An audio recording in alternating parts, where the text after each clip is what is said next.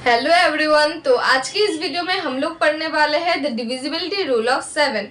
कोई भी नंबर, चाहे वो 2 डिजिट का हो, 3 डिजिट का हो या फिर बहुत ही बड़ा नंबर हो, तो इतने बड़े नंबर को भी हम चेक कैसे करें कि वो नंबर 7 से डिविजिबल है कि नहीं। तो चलो स्टार्ट करते हैं। सबसे पहले कोई भी हम एक नंबर ले लेते हैं, जैसे कि 353। ओके, उसके बाद हमें पता है कि ये कौन सा प्लेस है, unit place, then tens place, then 100 place. Okay, तो यूनिट प्लेस को हमें सबसे पहले करना होता है डबल। तो यूनिट प्लेस को डबल करने से कितना हो जाएगा, 3 इंटू 2 इक्वल्स टू 6। 3 इंटू 2 6। उसके बाद ये जो आंसर आ जाएगा हमारा, इसी आंसर को हम रिमेनिंग नंबर से सब्ट्रैक्ट कर लेंगे, जैसे कि 35 माइनस 6। 35 माइनस 6 कितना हो जाता है, 31। 31 बिल्कुल नहीं, 35 माइनस 6 हमारा हो जाता है 28। ये भी नहीं, 29 हो जाता है। 35 माइनस 6 कितना हो जाता है हमारा, 29। तो क्या 29 हमारा 29 7 के टेबल में आता है, बिल्कुल भी नहीं। तो क्योंकि 29 हमारा 7 के टेबल में नहीं आता है, तो हम बोल सकते हैं कि 353 इज नॉट डिविजिबल बाय 7। तो चलो हम रूल्स लिख लेते हैं। सबसे पहले हमने क्या किया, double the unit digit. Unit digit में जो नंबर है उस नंबर को हम सबसे पहले डबल कर देंगे। उसके बाद सब्ट्रैक्ट करेंगे, सब्ट्रैक्ट द नंबर। ये करने के बाद जो नंबर हमारा आता है उसी नंबर को subtract the number from remaining digit. Okay, तो 7 का टेबल बहुत ही इजी है।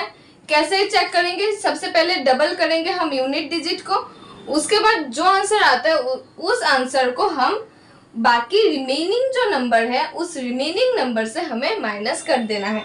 फुल नंबर से माइनस नहीं करना है, रिमेनिंग जो नंबर है उस नंबर से हमें इसको माइनस या फिर सब्ट्रैक्शन कर देना है। उसके बाद हमें ये चेक करना है कि जो आंसर आया है क्या वो हमारे 7 के टेबल में आता है। क्योंकि ये 2 डिजिट नंबर है तो तुम जल्दी बोल सकते हो कि ये आता है कि नहीं आता है। लेकिन अगर नंबर हमारा बहुत ही ज्यादा बड़ा हो गया, तब हमें कैसे पता चलेगा कि फर्स्ट स्टेप के बाद ही हमें कैसे पता चलेगा कि हमारा ये नंबर डिविजिबल है कि नहीं। तो इसके लिए चलो हम और एक एग्जांपल ले लेते हैं। रूल हमारा सेम रहेगा, हम इसी रूल को फॉलो करेंगे। अभी चेक करते हैं एक बड़े नंबर पे। तो बड़े नंबर को चेक करने के लिए मुझे ये पेज रब करना पड़ेगा, तो किसी को अगर स्क्रीनशॉट लेना है ले सकते हो। ओके, अभी हम लोग कोई भी एक नंबर को चेक करते हैं। मैं रैंडम कोई भी एक नंबर लिख रही हूँ, मे बी डिविजिबल और मे नॉट बी डिविजिबल। चलो मैं कोई नंबर लिख लेती हूँ।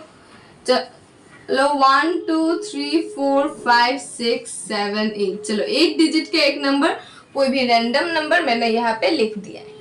ये सीरियल नंबर है, तो हम देखते हैं कि ये नंबर 7 से डिविजिबल होता है कि नहीं। सबसे पहले रूल हमारा 2 ही स्टेप में खत्म हो जाता है। क्या करना है, यूनिट डिजिट को हमें डबल करना है। तो इसको डबल करेंगे तो आंसर हमारा कितना आ जाएगा, 16। 8 इंटू 2 कितना होता है, 16। अभी इसी 16 को हमें रिमेनिंग नंबर से माइनस करना होता है। तो सब्ट्रैक्ट करके देख लेते हैं। इसको हम तब हटा देंगे, ये हमारा अलग पार्ट हो गया क्योंकि इसको हमने डबल कर दिया है। अब इसे हम जब 16 को सब्ट्रैक्ट करेंगे तो हमारा नंबर कितना आता है, इधर से आएगा 1, इधर से आएगा 5 और बाकी नंबर हमारा सेम रह जाएगा। क्या अभी ये नंबर डिविजिबल है, तो ये भी बहुत बड़ा नंबर है। हमें ऑब्वियसली हमें इतना बड़ा नंबर डायरेक्टली नहीं बोल सकते डिविजिबल है कि नहीं। तो इसीलिए हम इस स्टेप में भी फिर से सेम चीज करेंगे। तो 1 को डबल कर देंगे, 1 को डबल करने से क्या हो जाता है, 2। तो इस पार्ट को हम अलग करके रख देंगे और इस नंबर से 2 को सब्ट्रैक्ट कर देंगे। 2 को सब्ट्रैक्ट करने से क्या आता है, ये आ जाएगा 3 और 1 2 3 4 5 सेम रह गया। ओके, ऐसे करते करते हम जाएंगे। अभी ये टाइप चला जाएगा और 3 इंटू 2 कितना हो जाएगा हमारा 6।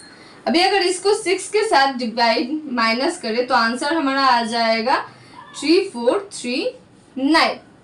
अभी फिर से इस नंबर को हम सब्ट्रैक्ट करेंगे। हमने कुछ 8 डिजिट का नंबर ले लिया था तो थोड़ा लंबा प्रोसेस हो रहा है, तो ये हो जाएगा, हम 18 से माइनस करेंगे। हो गया ना गलती, हमें 9 को हटाना चाहिए, 9 को हमें हटाना चाहिए। हटाने के बाद हम रिमेनिंग नंबर से 18 को सब्ट्रैक्ट करेंगे। तो ये सब्ट्रैक्ट करने के बाद कितना आता है आंसर हमारा 13 माइनस 8। 13 माइनस 8 कितना हो जाएगा 5। यस, 13 माइनस 8 हमारा कितना हो जाएगा 5।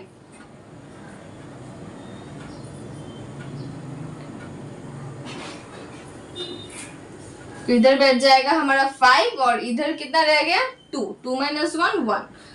लेकिन ये जो नंबर आया, फिर से हमें ये नंबर भी नहीं पता कि ये नंबर भी डिविजिबल होगा कि नहीं होगा, इसलिए फिर से हम इस नंबर को करेंगे डबल। 5 2 जा कितना होता है 10, तो 10 को हम इस नंबर के साथ माइनस करेंगे, कितना आ जाता है 111। फिर से हमें नहीं पता कि ये डिविजिबल है कि नहीं, तो फिर से 1 को हम मल्टीप्लाई करेंगे 2 से, तो माइनस कितना हो जाता है 2। 11 माइनस 2 कितना आ जाएगा 9। तो क्या ये 9 हमारा डिविजिबल है? क्या 9 7 के टेबल में आता है?